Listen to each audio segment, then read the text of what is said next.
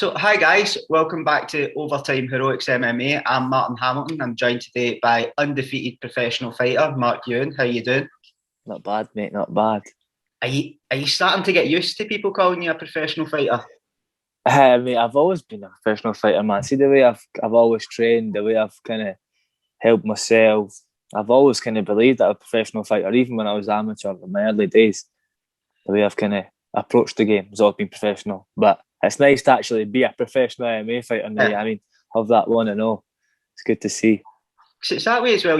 Like your whole team. You're surrounded by professional fighters. Like every day it's sparring, so you're getting like professional rounds in because you train a lot with the likes of like Stevie McIntosh, don't you?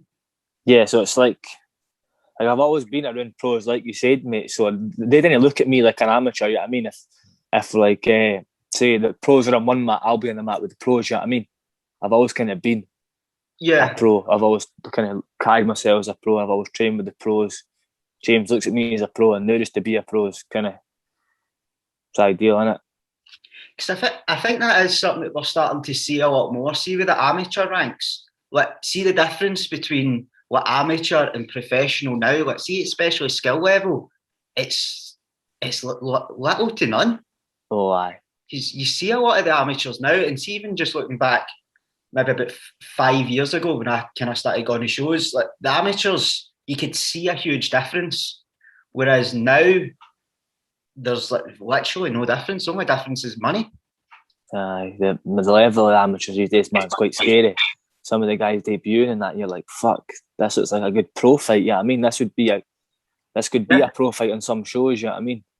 But the level's definitely increasing. I think it's just going to continue to evolve. I think and get better and better. Because you're just fresh off a victory at Holytown Havoc against Michael Blair. Like, how did it feel to get your first professional win? Oh, great, mate! It was great. I tried not to look at it as when I was on the lead up to the fight. I wasn't looking at it as a pro debut. I was just looking at it as another fight. I didn't want to build up something that's no, you know what I mean, and let it get the better of me, man. I just looked at it as another fight in my career. But I finally get that first professional win. And be on and on now it's great, man. I'm kind of happy just to get the ball rolling and then just kind of keep it going, mate. Obviously, I've got another one in 4 weeks. Hopefully, go 2-0 and just kind of keep climbing the ranks as a professional, mate. That's the aim. Because that must have been quite hard to do. Like as you were saying there, you tried to block it all out. Like because this was one of like the most highly anticipated like regional fights I've seen for a while. Like everyone was buzzing when they seen this fight get made because yourself and like Michael Blair, you have huge futures ahead of you in mixed martial arts, and for both of you to take this as your first fight, it was you kind of didn't believe it when you first seen it. You're because you're so used. Like we were talking a wee bit about this off air. You're so used to kind of professional debuts. You see somebody who's like got a lot of potential, highly thought of in the regional scene, and they get put up against somebody whose record might not be that great, and they kind of get a couple of wins before they start getting the big fights. This was just they put two like really high level fighters against each other straight away, and it was amazing to see. So how did you block all that out? See, in my opinion, I think that's how it should be, mate. Like, sometimes you didn't want like two great fighters to fight so early on in the career, but at the same time, you're going to need to fight at some point. So you may as well get it done out the way and see who's a better man. But me and Michael were matched to fight in was it June on Evolutionary Combat? Yeah. Because I was struggling to get a fight all year. I don't know how he was trying to get a fight, but anyway, we got matched on Evolutionary Combat in June. Ended up getting postponed. And then he pulled out, obviously, to fight on Holytown Havoc. And then we got I think he had an opponent on that. He pulled out. And then I jumped in right away. Took that on short notice. But that's probably, like I said, the best fight on that card. It's a great fight. Good domestic fight. Michael Whip, I think he was like, was he 5-0 or 6-0 amateur? I think he was 6-0, aye. 6-0, which is a decent record. Aye. And I'm 11-3-1. So, like you said, a great debut for both of us, man. I think we put on a great show for the crowd as well. So, it was a good fight. I really enjoyed that, man. Aye, because Michael Blair, he's one of the names that when people talk about up and comers in Scotland, it's always Mark Ewen, Michael Blair, Sean Clancy, Jordan Strong. These are always the names that come out. So it felt really good, and it was fantastic matchmaking for Chris Bungard. I don't know if many other promoters in Scotland would have tried that, other than Chris Bungard and Dan Hope, because these guys are fighters, sort of thing. So they kind of roll by the same mindset as you roll by. Whereas some other guys, they might have tried to pad it out a wee bit to get you more fights on their show to create a bigger buzz. But it was great to see. Yeah, you're right, man. It's like I say, it's good fighting on a promotion with the promoter who's actually been a fighter. He's been there and done it himself. Knows kind of how to operate. Most of things should be ran. It's a lot easier to fight on these shows, man, rather than somebody who's never had a fight or never even trained a day in his life. You know what I mean? So it is a lot easier. So it must be easier for you guys to actually respect them. What sort of idea? Because see, if it's a fighter, they know what you're going through. They've been where you are. Whereas if the promoter's just a guy in there to maybe make money, then the respect level can't be the same. Yeah. I was going to say, props to Bungard, mate. It was called, obviously, a show at the weekend. He was fighting on his own show, and he was still kind of operating and running it. You could see folk going to him, like the glove runners, and people were going to him and asking him questions, and he's having to deal with that while fighting. I thought he would have maybe hired somebody to kind of take over, but during the first show, he was kind of still operating it while warming up for a fight and all that. So fair play to him. Aye, because I'd heard that in one of the interviews that he done. I think it was his post-fight interview with Stuart Henderson for MMA UK. He was saying that. He was saying like the day before the fight, when he's supposed to be, like, he's just made weight, he's trying to rehydrate. He's in there building the cage. Yeah, fair play. Fuck, that wouldn't be me, man. Fuck that. But I think that just comes with the experience. Like Chris has been in there so many times, so it's just new to him. But there seemed to be a bit of animosity. We are selling Michael after the weigh-ins. It was kind of on social media a wee bit. Can you just let us know, let the viewers know what happened there? I had a good stare off at the weigh-ins. I just said to him, "You're going to see all about this tomorrow, mate." And he's like, "Aye, we'll see tomorrow." And I was like, "Mate, he didn't want this. Let's be honest, mate. There's levels, and I'm going to show it." And I did show it, obviously, in the fight. I just wanted to kind of get in his head a wee bit, because he's not fought anybody in the level of me. Like, he might be 6-0, but I like Michael. He's one of the most preferable at that team, like the Scottish squad. Obviously, he's one of the nicest ones there, man. But I just wanted to let him know, like, you've not fought anybody in the calibre of me. You're 6-0, but none of them are very, very good, mate. And I'm going to show levels the next day. You know what I mean? And I did on Saturday. I just showed him that it's different when you get in there with me, man. So it was more a bit of gamesmanship. Aye. Or a bit. Nothing malicious, man. I've nothing against Michael. Like I'm saying, we spoke about it after and that, but just to kind of get in his head a bit. Obviously, I didn't think he was expecting me to say anything, because we went kind of head to head, and I just said something. I was like, "You're going to see all about this tomorrow, mate." Obviously, and he was like, "I will see." And I walked off and was like, "You didn't want this, man." You quite like to see that at times. You quite like to see the kind of... It's a bit of a banter between fighters. It's just confidence. It's nothing malicious. Nobody's... Like that video it was circulating of the guy for Russia that flying knees. Yeah, it's mental. It's none of that. So you can kind of accept that. So, like, when you came off your loss versus Michael Quinn, you went to 2-3 as an amateur. You've then went on to win 10 fights in a row since that fight. What changes did you make? The mentality, bro. I think that's the main thing. Like I was saying, that I was taking it serious, but I wasn't taking every aspect of it serious. I mean, I was training hard, but then at other times I wasn't eating well. I was still going out partying. I think I could get away with a lot of shit, and it just doesn't work. You need to be full time with this. You need to be a constant professional in every aspect of the game. You know what I mean? Your diet, your sleep, your training, your fucking recovery, everything. And I had that loss, mate, and I went away on holiday, came back and was like, I can't continue to be fucking losing. What is going on here? Like, I'm training hard, but there's other assets and other facets in my game that are just falling apart. So I had to kind of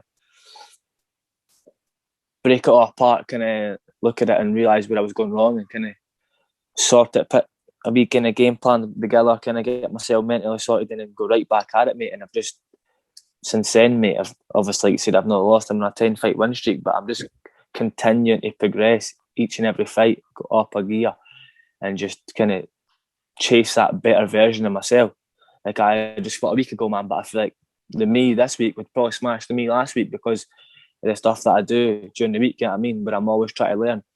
Right away after that fight with Michael, me and James, I was in the Sunday watching the sparring. Me and James were watching the fight back, looking at where I went wrong, where I could improve, things I shouldn't have been doing, things I was doing well. Just being a smart fighter and a true professional, analysing stuff, you know what I mean? I feel like that's how you need to be if you want to be one of the best, you know what I mean? You've got to kind of look at it like the best and the greatest in the sport, you know what I mean? You can't just fight and then that's it, oh, well done, on to the next one. You need to break it down, you need to see what you've done well, what you never done so well, really analyse it and just try and progress and develop as a fighter. Is that a conversation like James Doolan will have with you? Like, see if he believes that you're not pushing yourself to the maximum, will he sit down with you and will he say, look, Mark, you're doing too much partying, you're not doing enough this, you're not spending enough time in the gym? Is that kind of where that mindset switch come from? Did you and James have a conversation, or do you talk to like a sports psychologist around that as well to kind of? No, I didn't. So I wasn't actually at higher level when I kind of flipped the script on my losses. I was still at Headhunters, but if that was the case, James is the type of person that would tell you, like, there's nobody in that gym that if you're slacking, he's going to let you know. But he knows he doesn't need to tell me, like, I put everything into this, like, my life and soul into this game, so he doesn't have to say to me. But I know if I was, he would, or any other guy in the gym, you're slacking or you're doing something that you shouldn't be doing, James is going to tell you, yeah, I mean, he's that authority figure in the gym. He is the head honcho, yeah, I mean, and sets the example for every fighter in there. But no, I don't know what way a sports psychologist for that, mate, but it is something that I do a lot of, kind of mental preparation, visualisation, reading, anything to kind of work my mental strength. I'm on the ball with that, mate. But I don't know what way any kind of sports coaches, sports psychologists or anything like that. Something I would definitely look into at some point, maybe. But I do a lot of it. I do a lot of research myself, so I'm quite clued up on a lot of that stuff. Because the higher level guys, they incorporate bits of that into their training as well, don't they? That was something James had kind of said before, like during quarantine, that he would get the fighters to walk out, but in the gym with the music, with the music, so they kind of get used to being in there with no fans. Aye, so we were sparring for that camp there, man. You'll realise sometimes when you're sparring, sometimes you're so in the zone you can't hear the music at all. But I heard he puts on like crowd noises. Right. So the sounds of the crowd, and it just like literally just gets you into that deeper zone where like it feels like a fight because the crowd's screaming and stuff like that. But aye, James, he just sets the example and everybody follows. You know what I mean? He's the kind of guy, man. He knows exactly what he's doing because he's, like I said, he's fought before as well. You know what I mean? So he's had a big career. He's fought all over the place, so he knows exactly what a fighter expects and what a fighter needs in a way, especially when it comes to the mental preparation. Because that, in my opinion, is probably the biggest bit. A lot of folk can get themselves physically prepared, but on fight night, there's a lot of pressure. There's a lot of shit going on. Anything could happen. You know what I mean, on the way to the venue or whatever. So you need to make sure you're very mentally prepared and mentally strong. I mean, nothing kind of offsets you. Because you were talking there earlier that you used to fight for Headhunters. That's the gym in Edinburgh, isn't it? So they had a gym in Edinburgh and Falkirk, but I'm from Falkirk, so that's where I trained. Oh, okay. What was it that made you think that you had to make the switch from Headhunters gym to higher level? Just the level of training partners and the MMA coaching. The coach at Headhunters was a great like striking coach. So my striking was great. Yeah, I mean I had good striking, but try to put it all together with like wrestling and grappling, we just never had that, and we never had the amount of training partners either. Like at the time, it was me and Keir Harvey. Just me and Keir. Before we left, it was literally just me and Keir training with each other. Keir was trying to make his pro debut, and I'm a weight class above Keir. You know what I mean? just me and Keir will make sure we're starting to align each other's games and that. We're like, we can't continue this, man. And then higher level is only up the road, and somebody recommended it to us, and we thought we're going to try it. Went up, mate. Never looked back. Just this outfit up there is totally different, man. The setup, everything, detailed, structured, just professional in every facet, mate. So we were like, this is where we need to be. It's a no-brainer. Never look back, mate. The best move I've ever made, mate. I fucking love being up at a higher level, man. Like, actually, the fighter I've developed into and became from moving up there, it's different, man. It's like night and day. Shout out to Keir Harvey as well, who looks like he's making his Bellator debut. Yeah, he is, man. So that's been a great move for both of you then, taking the jump out to higher level. 100%, mate, 100%. That was the best move we could have made, man. But we're on our way up now, man. It's good. It's great to be up at a higher level with the guys that everyone up there pushing us and that, man. Part of the team now, so it's great. Because that must be quite a hard not a hard mindset. That must be quite a hard thing to do. Because at Headhunters, like yourself and Keir, yous must have been like the kind of alphas in there, sort of. So yous must have been like the kind of top dogs of the gym. Mm-hmm. So to go for that to a gym that's got like the likes of Stevie Ray, Danny Henry, Stevie McIntosh, Luke Shanks probably wouldn't have been there at that time. But these guys that are fighting on like the huge shows, like to go for like a big fish in a small pond to maybe transition to a weir fish in a bigger pond, that must have been like quite a hard choice to make. It was a hard choice, but that's exactly what we needed. You know what I mean? Yeah. That's exactly what we wanted, and that's what we needed. So when we went there, that's why we knew that's where we need to be. We didn't want to be winning every round in the gym. We need to be pushed. You know what I mean? We need to develop our game. You know what I mean? See, when you're at a gym and you're winning every round, you're like, I ain't got a man, but really, you're not the man. You know what I mean? You go up to a higher level and you get humbled. Like, I never really knew how to grapple till I went to higher level, man. I was getting raped, man. It was crazy, man. It's like the way some of the guys grapple and that up there, the way they put it all together. Just it was night and day difference up there. Like iron sharpens iron. The amount of guys up there, the caliber of guys up there. Not only in MMA, obviously your jiu-jitsu and stuff like that. Great boxers and that in the gym and that. Kieran Smith and that he'll come in now and then. I mean, people come up from down south or Ireland and that camps at a higher level because of the level the gym is at. Yeah, I mean, I didn't really need to go anywhere else to train. I've got everything on my doorstep at a higher level.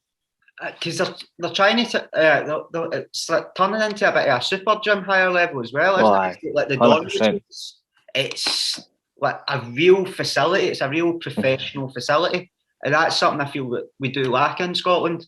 So having that higher level kind of pushing that is really good because they've got like guys coming over for SBG. You've got guys coming from down south, like kind of champions coming up to work at higher level, and you have guys from all across Europe as well. So as you say, you don't need to go anywhere to get those hard rounds. And you've got the likes of Kieran Malone as well, teaching you wrestling. Very rare to get a wrestler of that calibre in Scotland. Yeah, mate, I'm truly blessed to be up there, man. Like I really, really am blessed to have everything like that. And a facility like that, like I'm saying, you've got the dorms, you've got sauna at the back, fucking with a cold tub, man. We've got S&C bit, we've got kitchens, we've got lounges, everything. And then the fighters that are coming in on top of that, like the fighters that circulate that gym all the time, like I've seen Kieran Smith's like a pro boxer, we've got Muay Thai fighters joining the gym, Chris Shaw's just joined, we've got Muay Thai fighters coming in for sparring, we've got jiu-jitsu guys coming in. There's loads of guys coming in that gym all the time. It is, like you said, it is going to be a super gym. It is a super gym, in my opinion, and we just need to prove that on a bigger scale once we all get to the UFC, man, and start causing up a scene. Everyone's got to see what we've always believed in, you know what I mean? That higher level is one of the best gyms in the world.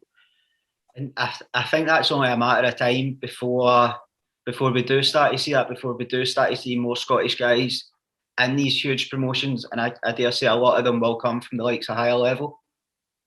They spot on, like you're saying. That's Kieran signed to Bellator, that's him got his foot in the door. We've had Callum Murray on Bellator, he's been on Brave. We've got guys on Cage Warriors, we've got guys on fucking UFC. You know what I mean? We've got guys all over the place, like they're active. Yeah. Should be known. Because the last Cage Warriors out he's had, I think he's went 4-0. Aye. So Keir won, Luke won, Scott won, and Stevie one. You know what I mean? All great fights. Like, we're not fucking about anymore. You know what I mean? People need to realise that we are here to really fucking put our mark on it. Because it's very rare as well that you see a fighter fight like 1 month and then he'll come in again another month. So how do you, because you've got a fight on the 25th of September against Tom Mullen at Almighty 25, like how do you keep your body in like a peak physical condition going for one fight camp straight into another? Luckily I came to this fight quite fresh and literally had no injuries, nothing. I'm unscathed, so all I need to do, man, is just look after myself like I always do during my camp, like recovery and that. Make sure I'm resting, getting good sleep, my physio, my cold water therapy. I do a lot for recovery, man, like sauna, stuff like that. I don't just train and then fucking fuck off home and go to bed. Yeah, I mean, I'll stretch before I train, stretch after I train. I'll hit the sauna. I'll do my cold water therapy. I do cold showers every morning. I'll go for a cold plunge if I need it. Just all these little incremental details that help with recovery and longevity, man. And I feel after that fight there, my fitness and that's went up a gear as well. So I'm eager to go and put a show on the 25th of September on Almighty and just prove again levels, you know what I mean, that I'm a different level. Because you took this fight at Almighty 25 before you took the fight at Holytown Havoc. Was there any doubt in your mind getting into that Holytown Havoc that something could happen and you could get injured? Or is that just something that doesn't come into your mindset? I thought about it. So I thought it's apparent it could happen. I could get a cut in the Holytown Havoc fight. Something could happen and maybe postpone or fuck up the fight in September, but it's not something that I ever focused on. Like, obviously I'd thought about it maybe once and then that was just blocked out. It's like, it's not going to happen. I'm going to go in, I'm going to get the job done, and then we'll carry on and go an Almighty. But like I was saying, I had that fight booked first. But this is what I wanted. Like I said, I wanted to be active. I had the fight with Tom Mullen booked first, but I was like, if any opportunities, I had that booked for a while. So if any opportunities came, I was ready to go. My weight was low. I was ready to go anyway. So I just took that fight with Michael Blair, jumped in there, got the win, and ready to go again, man. But like I said to you at the start, I just try and be as active as possible. You can't sit and expect all these opportunities to come to you. You need to be ready for any opportunity that comes by. You need to be ready to go whenever. Stay in shape, stay ready, stay healthy. Yeah, that's the whole thing about kind of being a 24-hour athlete. So you're an athlete every day, like every week, every month, a year. Like you do kind of need that, and I think that's something you're starting to see a lot more now. We young fighters, that's their mentality, that they are what professional athletes, even at amateur level. A lot of the guys, they're meal prepping, strength and conditioning coaches, so they are really pushing that level. It's becoming a trend now that you can't just come in for a fight camp. You know what I mean? You can't just come in 8 weeks prior to a fight. Like, I've always said that this is a lifestyle. Yeah. If you want to be a great fighter, one of the best, it has to be a life. It has to be a lifestyle. Like, even if I've not got a fight, like I've been trying to get a fight all year. Never had one booked until like recently, you know what I mean? But I'm in the gym every day, train like I had a fight, pushing on my other training partners I've got a fight, because I want to be the best and I want to get better. So I'm in the gym, literally living in the gym, mate. Like, in there constantly. You're not going to the gym one day without seeing me, because I'm always in there trying to develop my skill set and be a better fighter. It has to be a lifestyle. You can't just come in for a camp, win your fight, and then go on a fucking victory tour, you know what I mean? Out partying and then come back and try and do another camp. You need to be in here all the time, learning, progressing. That's the way it should be, in my opinion, anyway. No, and absolutely. And as we were talking about off air as well, you're seeing more and more guys are accepting fights, promoting the fight on their Instagram, Facebooks, whatever, and then a week before the fight, they're pulling it. So this will give guys like yourself big opportunities to take big fights. Because you've seen it as well with Sean Clancy. Like, it was literally on the day his opponent pulled out. So that's fucking terrible, that. I apparently turned up, seen his record after accepting the fight, and then said they didn't want to fight him. Like, would you not look at the record before accepting? Like, that seemed a bit weird, but I don't want to shit on the other guy. I don't want to do that. But I think that'll give as much as that can be annoying. That'll give opportunities to guys like yourself to really take big fights. Yeah, definitely. Like I said, that's always staying ready, being in shape, man. It's like you faced Tom Mullen in the 25th, who was 6-0 as an amateur. He's went on to be 1-0 as a pro. His pro fight came against Liam Gregory. I don't know. I was looking at that and I was sure Liam Gregory was a light heavyweight. I was at how is that? But he's also never won a fight. It's very. It was on Topology, so you take that with a pinch of salt at times as well. And I think they were kind of removing some of Liam Gregory's losses because it was a bit shady. I've seen Topology. I've started doing that. I think if you're fighting cans and that, it just doesn't count anymore. They're just fucking blacklisting you. Which really, that's the way it should be. I think it should be like that as well because it's a lot of time it's not really a win. So, especially at professional level, because that's the thing that's weird about professional MMA compared to other sports. Like, kind of anyone can be a professional MMA fighter. Like, you can just say I'm a professional MMA fighter Literally. and fight pro. Like, how do you get around that? Like, to make it more competitive and make the sport more serious. It's hard, man, because the sport's so new. Yeah, I mean, it's not like we're boxing and like your other combat sports that are kind of in the Olympic stuff like that. They've all got like unions and stuff like that and governing bodies. Because MMA is so new, we didn't have a governing body. Yeah, I mean, there is no like world MMA organization. Yeah, I mean, it's just the UFC is really the pinnacle, and it sells a business. Yeah. So it's hard, mate. We're still a long way off, I feel, but hopefully we can get to a place where we have a governing body, we have a union, we can compete at the Olympics and stuff like that. But like I said, it's still so new and so raw, and some folk haven't accepted MMA yet because of how brutal it can be. But then you look at other sports like boxing where head trauma and that's a lot worse. Yes. But I believe it will get there.